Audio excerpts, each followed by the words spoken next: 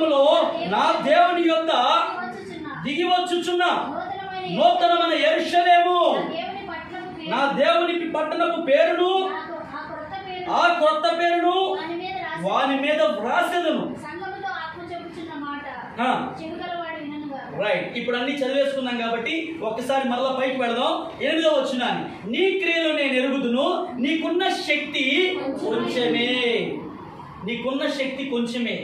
సంఘాలలో ఉన్నటువంటి శక్తి సామర్థ్యాలు అంటే సంఘానికి ఉన్నటువంటి ఒక శక్తి, సంఘానికి ఉన్నటువంటి సామర్థ్యత గమనించండి. చాలా మంది ప్రజలు ఉండటం వల్ల, లక్షల మంది విశ్వాసులు ఉండటం వల్ల ఆ సంఘం చాలా శక్తి కలిగిందండి అనడానికి అవకాశం. 3 4 ఉన్నారండి, 5 ఉన్నారండి, కానీ ఆ సంఘం చాలా బలమైందండి.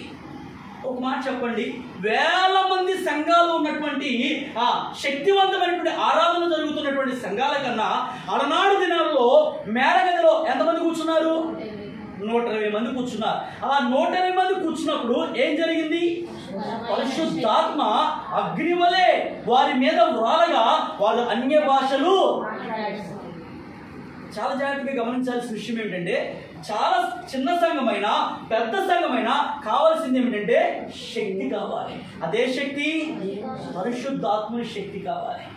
శక్తి లేని సంఘాలు, సత్తువ లేని సంఘాలు దేవునికి పనికి.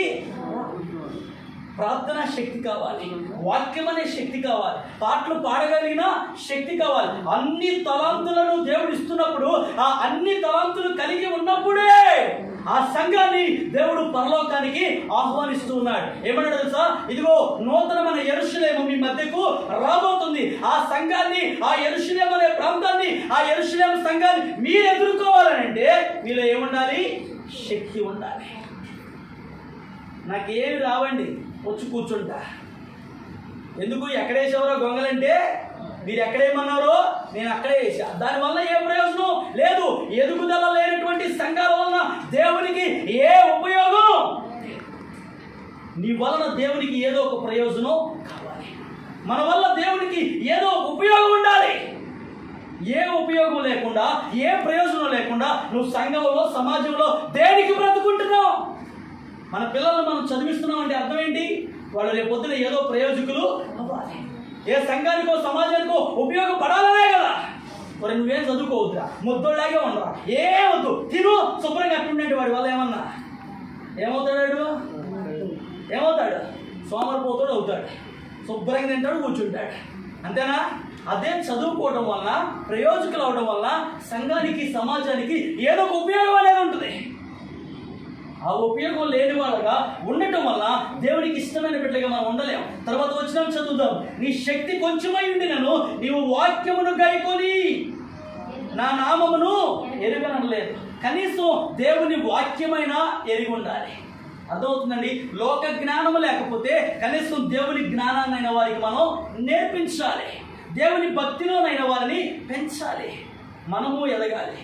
అలా దేవుని వాక్యాన్ని గైకొన్నప్పుడే ఆ వాక్యాన్ని ఎరుగనలేదు. ఇదిగో తలుపు నీ ఎదుట తీసి ఉన్నాను,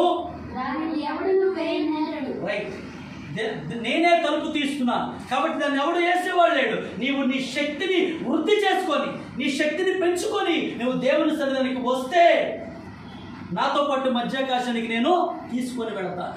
ఒకవేళ నీలో శక్తి లేదా, నీలో బలం లేదా, చూడండి దానియేలు 21 రోజులు ఉపవాసం ఉన్నప్పుడు అతనిలో ఏం లేదు? శక్తి లేదు, బలం అంతా పోయిందంట, బలహీనుడిగా అయిపోయాడు. అప్పుడు దేవుడు ఒక దేవదూతను తన దగ్గరికి పంపించాడు.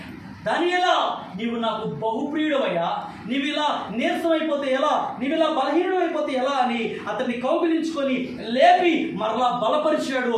ఆ ప్రార్థనే దానియేలును, ఆ యొక్క సంస్థానాన్నంతటినీ కూడా కాపాడడానికి ప్రయోజకుడయ్యాడు. దేవునికి మహిమ కలుగునుగాక. హల్లెలూయా, హల్లెలూయా. దేవుడు ఎప్పుడు చెత్తను చేయడండి. ఈ మాట గుర్తుపెట్టుకోండి. దేవుడు ఎప్పుడు చెత్త చేయడు, ఆయన ప్రయోజకులనే చేస్తాడు. కానీ భూమి మీద మనం పిండముగా రూపింపబడక ముందే ఆయన కన్నులు మనల్ని చూచాయి అని ఇర్మియా భక్తుడితో దేవుడు మాట్లాడుతున్నాడు. మనం పిండముగా రూపింపబడినప్పుడే దేవుడు మనం చూస్తూ ఉన్నాడు. నీ వలన ఏదో ప్రయోజనం ఉంది కాబట్టి దేవుడు ఇంకా నిన్ను సజీవ లెక్కలో నిలిపాడు. నీ వల్ల ఏ ప్రయోజనం లేకపోతే ఎందుకు? నీకన్నా పేరు మోసిన వాళ్ళు ఎంతో మంది ఇప్పటికే భూగర్భంలో కలిసిపోయారు. కానీ నీ వల్ల కూడా దేవుడు ఏదో ఆశపడుతూ ఉన్నాడు. ఆయన నీ నుంచి ఏదో కోరుకుంటూ ఉన్నాడు. అది మనం దేవుడికి ఇవ్వలేనప్పుడు, అది మనం దేవుడికి అందించలేనప్పుడు మన భక్తి జీవితము వ్యర్థమైపోతుంది. కాబట్టి ఆయన తలుపు తీస్తున్నాడు. లోపలికి వెళ్ళడానికి మనకి ఏం కావాలి? శక్తి కావాలి, బలము కావాలి. ఆ తర్వాత వచ్చినది ఏమంటున్నాడు? యూదులు కాకయే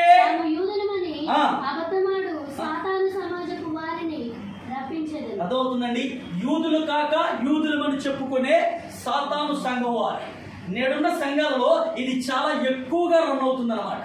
అంటే దేవుడు పంపించిన ప్రవక్తను నేడే అని ఎంతోమంది అబద్ధ బోధకులు, అబద్ధ ప్రవక్తలు వస్తారు. వాళ్ళ అబద్ధాలకి, వాళ్ళ మోసాలకి మీరేమాత్రం కూడా లొంగొద్దు. నేనే క్రీస్తునని అనేకులు మీ మధ్యకు వస్తారు. నేను చెప్పిన విషయాల్లోనే అనేక